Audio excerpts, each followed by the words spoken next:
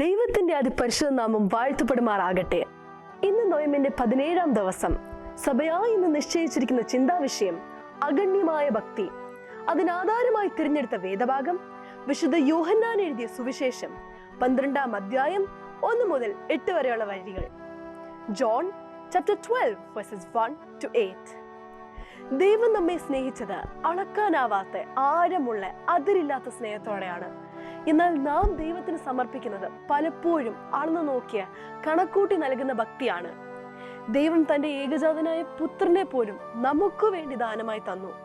ക്രൂശിൽ യേശു തന്റെ ശരീരം മുറിച്ച് രക്തം ചിന്തി നമ്മളെ നരകത്തിന്റെ ശിക്ഷയിൽ നിന്നും മരണത്തിന്റെ ബന്ധത്തിൽ നിന്നും നിത്യവിനാശത്തിൽ നിന്നും നമ്മളെ രക്ഷിച്ചു.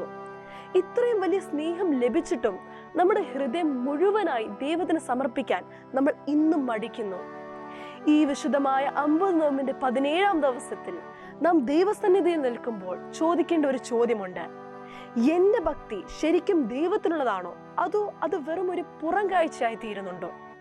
യോഹന്നാന്റെ സുവിശേഷം 12-ാം അധ്യായം 1 മുതൽ 8 വരെ നമ്മളെ കാണിക്കുന്നത് ഒരു സ്ത്രീയുടെ അളക്കാനാവാത്ത ഭക്തിയും മറ്റൊരാളുടെ സ്വാർത്ഥത നിറഞ്ഞ ഭക്തിയുമാണ്. അഗണ്യമായ ഭക്തി.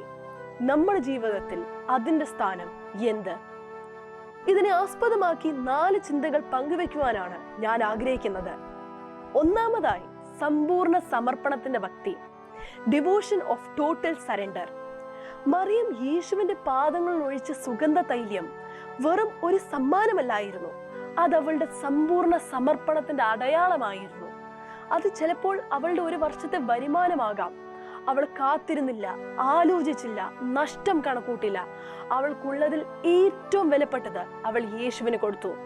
യഥാർത്ഥ ഭക്തി സംശയിക്കുന്ന ഭക്തിയല്ല, മറിച്ച് ഉടനെ സമർപ്പിക്കുന്ന ഭക്തിയാണ്. പലപ്പോഴും നാം പറയും, പിന്നീട് കൊടുക്കാം, സമയമാകട്ടെ, അവസരമുള്ളപ്പോഴൊക്കെ. പക്ഷെ മറിയം നമ്മളെ പഠിപ്പിക്കുന്നത് ദൈവത്തിനാണ് നാം ആദ്യ സ്ഥാനം കൊടുക്കേണ്ടത്. അതാണ് യഥാർത്ഥ ഭക്തി.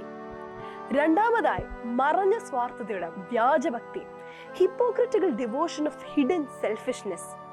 മറിയത്തിന്റെ പ്രവൃത്തി സഹിക്കാൻ കഴിയാത്ത കുറെ വ്യക്തികളിൽ ഒരാളായിരുന്നു യൂദാസ്.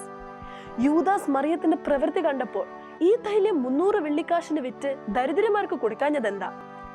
പുറമേ നിന്ന് കേൾക്കുമ്പോൾ അത് നല്ലൊരു കാര്യം എന്നതുപോലെ തോന്നാം. പക്ഷെ ബൈബിൾ പറയുന്നത് യൂദാസ് പാവങ്ങളെ പറ്റിയല്ല ചിന്തിച്ചത്, മറിച്ച് പണത്തെ പറ്റിയാണ് ചിന്തിച്ചത്. വാക്കുകളിൽ ഭക്തി ഉള്ളതുപോലെയും കരുതലുള്ളതുപോലെയും തോന്നാം, പക്ഷേ ഉള്ളിൽ സ്വാർത്ഥത നിറഞ്ഞ ചിന്തകളായിരുന്നു. ഇന്നും ചിലപ്പോൾ നമ്മുടെ ഭക്തി ഇതേപോലെ പുറമേ കാണിക്കാനോ മനുഷ്യരെ പ്രസാദിപ്പിക്കാനോ ആയിരിക്കാം. ദൈവത്തിനെല്ലാം കൊടുക്കാൻ തയ്യാറാകാതെ നാം കാരണങ്ങൾ പറയും, വിശദീകരണങ്ങൾ തേടും. പക്ഷേ ഓർക്കുക, സത്യമായ ഭക്തി വാക്കുകൾ കൊണ്ടല്ല, മറിച്ച് പ്രവൃത്തി കൊണ്ടാണ് സ്നേഹം തെളിയിക്കുന്നത്. വ്യാജഭക്തി മാത്രമാണ് കാരണങ്ങൾ തേടുന്നത്. മൂന്നാമതായി, ഹൃദയം കാണുന്ന ദൈവം, ഗോഡ് സീസ് ദ ഹാർട്ട്. മറിയത്തിന്റെ പ്രവൃത്തി എല്ലാവർക്കും മനസ്സിലായില്ല, പക്ഷേ യേശുവിന് മനസ്സിലായി. മറ്റുള്ളവർ പാഴാക്കൾ കണ്ടപ്പോൾ യേശു ആരാധന കണ്ടു. ഇതിൽ നിന്ന് നമ്മൾ പഠിക്കേണ്ട സത്യം, ദൈവം പുറംകാഴ്ചയല്ല കാണുന്നത്, നമ്മുടെ ഹൃദയമാണ് കാണുന്നത്.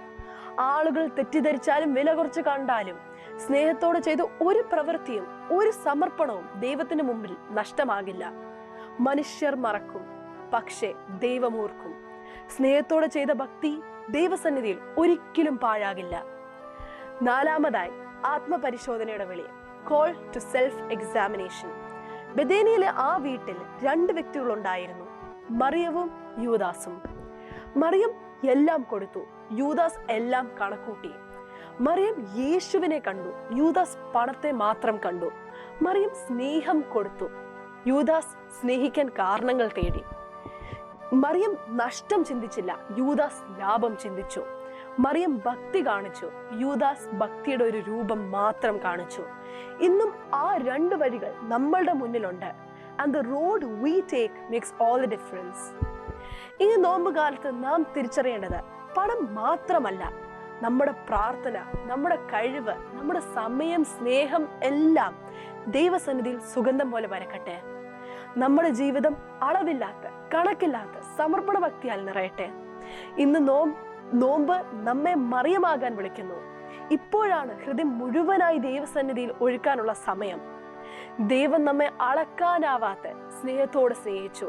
അതേപോലെ നമ്മുടെ ഭക്തിയും സ്നേഹവും അളക്കാനാവാത്ത, അതിരില്ലാത്ത ആയിത്തീരട്ടെ എന്ന് നമുക്ക് പ്രാർത്ഥിക്കാം.